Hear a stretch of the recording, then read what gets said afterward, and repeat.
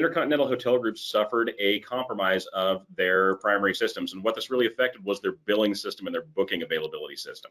Really, this meant that the entire chain of hotels, as they sat, were kind of hamstrung and weren't really able to take on any new clients. And that has led to a tanking in the number of bookings that they've been able to process over the last little bit.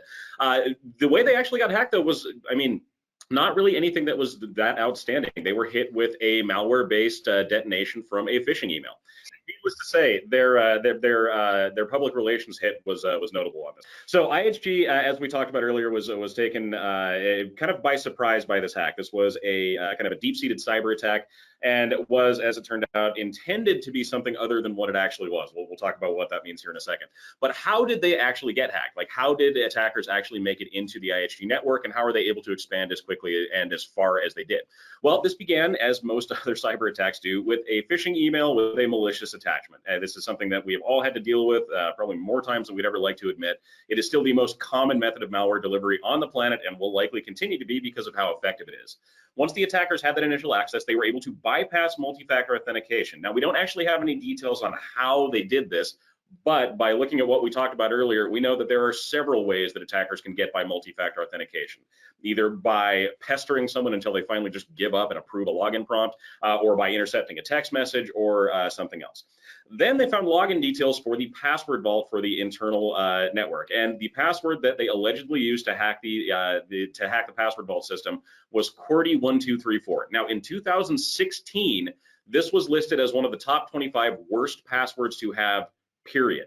And the fact that it actually made it into a large-scale network is essentially kind of asking for trouble at that point. These are one of those things where when we're using a password manager, we really want to identify if someone's trying to use a password like this.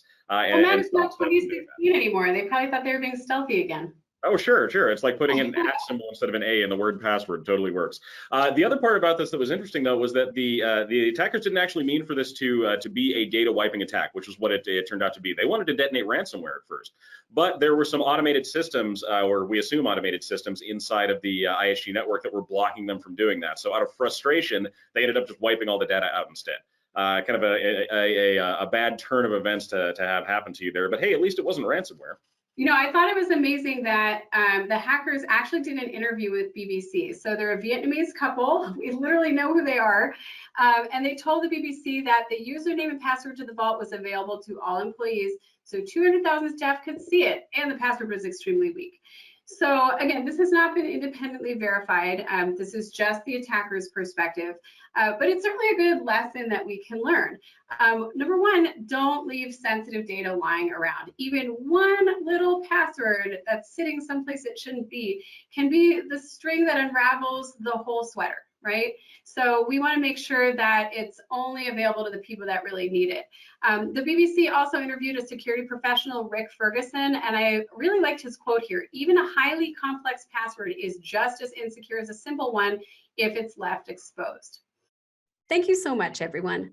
Again, this is Sherri Davidoff, CEO of LMG Security. And I'm Matt Durrin, Director of Training and Incident Response for LMG Security. If you have any questions, please reach out at any time. We would love to hear from you. You can reach us at info@lmgsecurity.com, find us on LinkedIn, and follow us on Twitter. Thanks again for joining, and we'll see you next time.